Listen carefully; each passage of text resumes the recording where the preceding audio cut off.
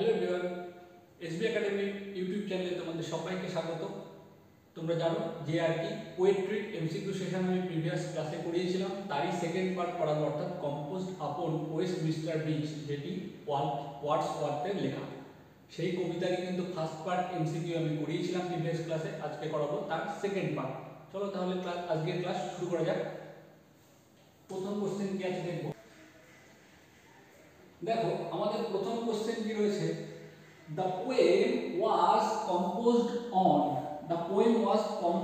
on, কবে এই পোয়েমটি compose করা হয়েছিল অর্থাৎ লেখা হয়েছিল। এটা যদি আমরা দেখি আজকে সেশনের কিন্তু এটা ফার্স্ট কোশ্চেন কি আছে, সেপ্টেম্বর 26 1805, সেপ্টেম্বর 5 1995, সেপ্টেম্বর 4 1803, সেপ্টেম্বর 3 1802।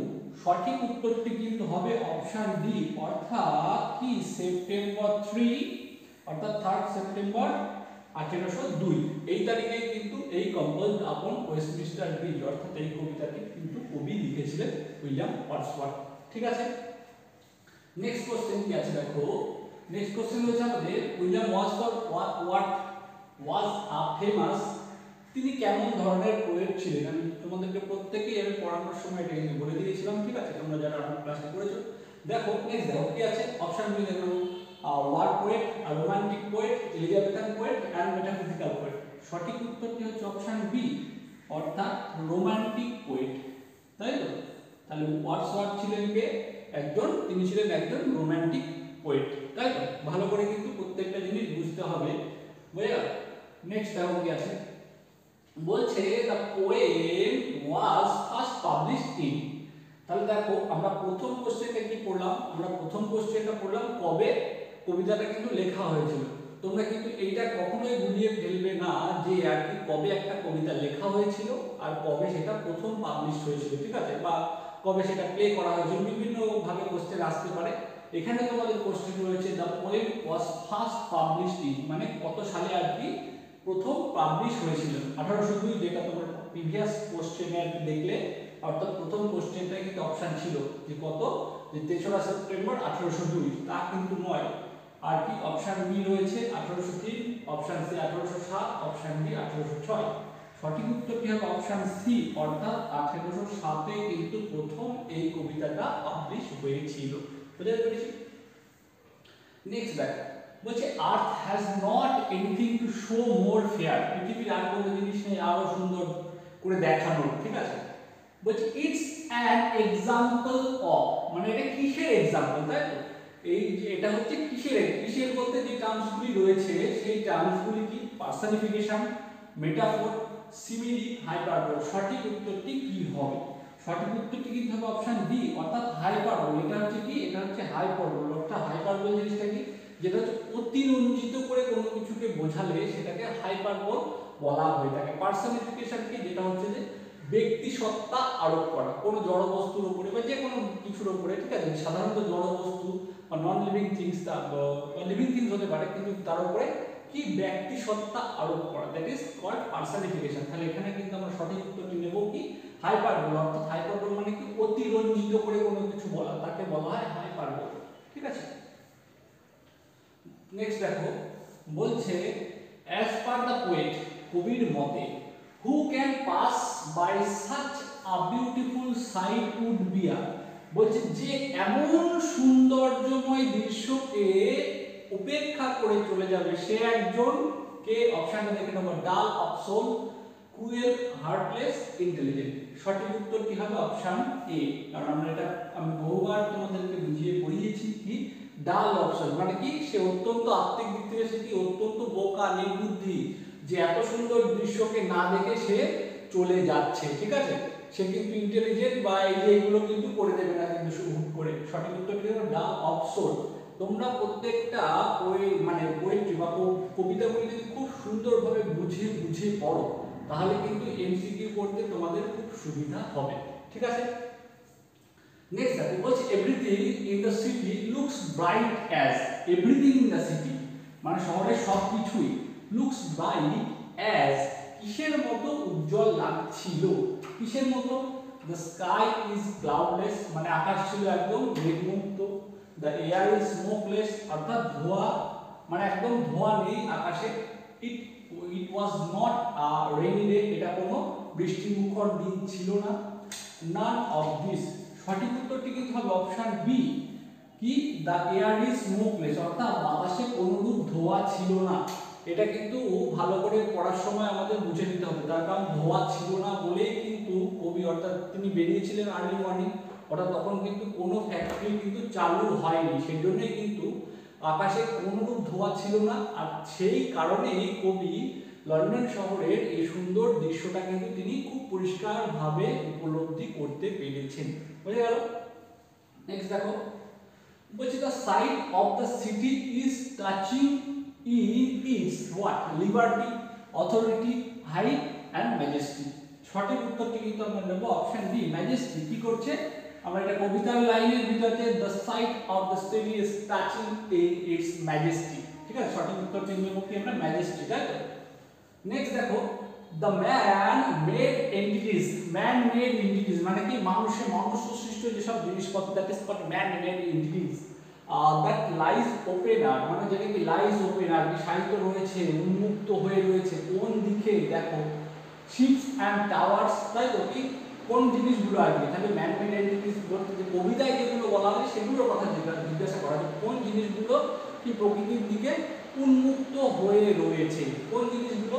ভালো করে দেখো, ships and towers, domes and theatre, temples, all of this.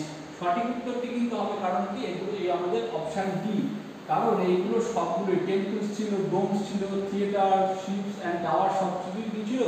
প্রকৃতির দিকে উন্মুক্ত হয়েছিল। বুঝা গেল? তাহলে সঠিক উত্তরটি কিন্তু আমরা নেব অপশন ডি, অর্থাৎ অল অফ দিস। বুঝা গেল? নেক্সট দেখো, all the bright and glittering, all the bright and glittering মানে সব চকচক ঝকঝক চকচক এবং ঝকঝক করছিল।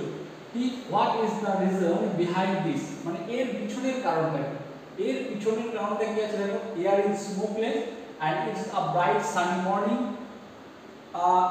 A and B both, none of this।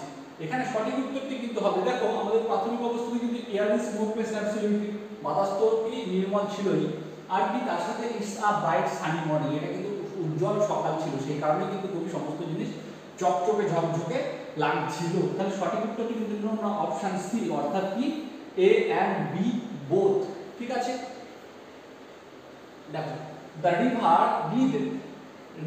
glided at his own sweet, এরপরে একটা মানে আমাদের কবিতাতে একটা টার্মস আছে, সেই টার্মসটা কি সেটা আমাদের বলতে হবে। যারা কবিতা পড়েছো ভালো করে তারা সহজেই বলতে পারে। পিস আছে, বলছে on sweet piece, on sweet flow, on sweet pride, on sweet will, ঠিক আছে? সঠিক উত্তরটি কিন্তু হবে আমাদের অপশন ডি, অর্থাৎ ওন সুইট উইলটাই কিন্তু হবে সঠিক উত্তর, ঠিক আছে? নেক্সট দেখো, পরের কোশ্চেনটা কি আছে আমরা দেখব। কি বলছে? বলছে the city has a Majestic and beautiful appearance. The city has a majestic and beautiful appearance because of মানে কি এই শহরটা ছিল একটা বিউটিফুল অ্যাপিয়ারেন্স ছিল এবং একটা ম্যাজেস্টিক কি ছিল, ম্যাজেস্টিক ব্যাপার ছিল। ম্যাজেস্টিক মানে কি মহিমা, ম্যাজেস্টিক মানে আমরা জানি মহিমা, কিসের জন্য ছিল সেটা আমরা জানবো। কি দ্য ওয়েদার ইজ কুল, বাতাসটা ছিল অত্যন্ত মানে আবহাওয়াটা ছিল অত্যন্ত কি শীতল। and the cloudless sky, আকাশটা ছিল একদম নির্মল আর কি বা একদম মেঘমুক্ত ছিল।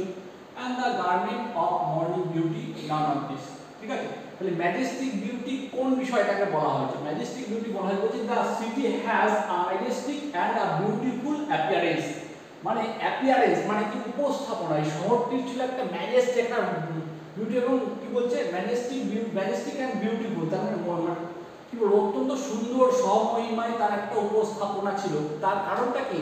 তার কারণটা হচ্ছে the city wear the garments of the morning beauty, তার কারণ কি সকালের সেই সৌন্দর্যটাকে সে তার গার্মেন্ট হিসেবে ব্যবহার করেছে। কে না শহর, সেই জন্য অপশনটা দিতে হবে অপশন সি, অর্থাৎ কি the city wear the garment of morning beauty, সেই জন্য কিন্তু সমস্ত কিছু কি বলছে the majestic and the beautiful majestic and beautiful appearance. The poet crossing the Westminster bridge, কবি ওয়েস্টমিনিস্টার ব্রিজ ক্রস করছিলেন, বলছে এবার কোন সময়টার কথা বলছে? ইন দ্য ইভিনিং, সন্ধ্যাবেলাতে, অ্যাট নাইট, রাত্রেবেলা, ইন দ্য আফটারনুনে বা কি মধ্যাহ্নে, তাই তো সরি অপরাহ্নে, ইন দ্য মর্নিং মানে কি সকালবেলা। সঠিক, এটা কিন্তু একদম খুব সহজই কোশ্চেন আছে, একদম ঘোরানো পেঁচানো নেই, কারণ কবি কখন ইন দ্য আর্লি মর্নিং কিন্তু ওয়েস্টমিনিস্টার ব্রিজ ক্রস করছিলেন।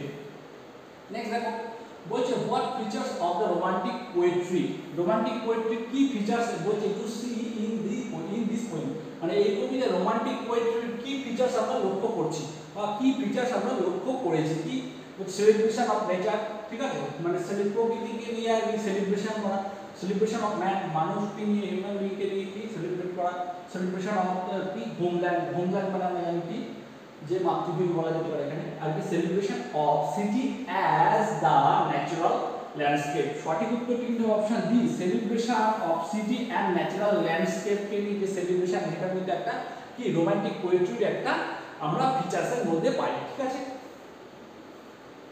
নেক্সট দেখো the poem is a fine description of the city of London, বলছে এই কবিতাটা যে হচ্ছে ফাইন ডেসক্রিপশন, কোন জিনিসের একটা সুন্দর ডেসক্রিপশন বা বর্ণনা, কোন জিনিসের, the city of London, English countryside মানে কি একটা কি কান্ট্রিসাইড মানে কি, কান্ট্রিসাইড মানে কি একদম মানে গ্রাম্য পরিবেশ যেটাকে বলা যেতে পারে, ঠিক আছে। আর কি গড মানে ভগবানের ডেসক্রিপশন রয়েছে, ওপেন স্কাই অ্যান্ড স্টার্স মানে খোলা আকাশ এবং তারাদের কথা বলা রয়েছে। সঠিক উত্তরটি কিন্তু আমরা নেব অপশন এ, অর্থাৎ কি the city of London, description of city of London. কারণ তোমরা যারা খুব ভালো করে কবিতাটি বুঝে পড়েছো তোমরা প্রত্যেকেই জানো এই কবিতায় উইলিয়াম ওয়ার্ডসওয়ার্থ কিন্তু কি লন্ডন শহরের সৌন্দর্য সম্পর্কে তিনি বর্ণনা করেছেন, ঠিক আছে। হু ডিড বলছে হু ডিডেড অ্যাট হিজ সুইট উইল, এটা আগে একটা কোশ্চেন ছিল, লন্ডন সিটি মানে কে ডিডেড করছে মানে কি খুব সুন্দরভাবে বয়ে চলে যাওয়া, ঠিক আছে। দ্যাট ইজ কি London city, the towers, the air and the river Thames, এটা কিন্তু আমরা প্রত্যেকেই করতে পারবো, কারণ রিভার থেমসে কিন্তু খুব সুন্দরভাবে বয়ে চলেছে, ঠিক আছে। নেক্সট দেখো compose upon Westminster bridge is divided into, মানে এই যে এটা আমরা আগের ক্লাসে পড়েছি, compose upon Westminster bridge is a Petra concern, তাই তো। এবারটা কি বলছে কি এখানটায় বলছে একটা খুব সহজ কোশ্চেন দিয়েছে, কি বলছে compose upon Westminster bridge is divided into, কিভাবে ভাগ করা হয়েছে। Option A octave and sestet, 3 quadrant only, তিনটে কোয়াড্রেন্ট, তিনটে 4 লাইনের স্তবক, and 3 কোয়াড্রেন্ট 4 লাইনের তিনটে কোয়াড্রেন্ট মানে সরি তিনটে 4 লাইনের স্তবক, and 1 কাপলেট, একটা দুই লাইনের আর কি যে আর কি কাপলেট, আর নান অফ দিস। সঠিক উত্তরটি কিন্তু আমরা নেব অপশন এ, অর্থাৎ কি একটি কাপলেট সরি একটি অক্টাভ এবং একটি সেস্টেট, অর্থাৎ 8 লাইন এবং 6 লাইন, অর্থাৎ চতুষ্পদী লাইন রয়েছে কিন্তু অক্টাভ এবং সেস্টেট এই দুটি পার্টে, ঠিক আছে। দেখো আজকের ক্লাস কিন্তু এখানেই ছিল, তোমরা বলবো যারা আমাদের ক্লাসটি দেখলে যদি ক্লাস ভালো লেগে থাকে অবশ্যই লাইক কমেন্ট এবং শেয়ার করো, আর যদি তোমাদের কোথাও বুঝতে অসুবিধা হয় থাকে অবশ্যই আমাদের কমেন্টে জানাবে। দেখা হচ্ছে পরবর্তী ক্লাসে, যারা নতুন দেখলে অবশ্যই বলবো চ্যানেলটিকে সাবস্ক্রাইব করে নাও, কারণ পরবর্তী কিন্তু আরও সমস্ত মানে কন্টেন্ট মানে সমস্ত টপিকে কিন্তু তোমাদের জন্য এমসিকিউ সেশন থাকবে এসবি একাডেমি ইউটিউব চ্যানেলে। Thank you for watching us.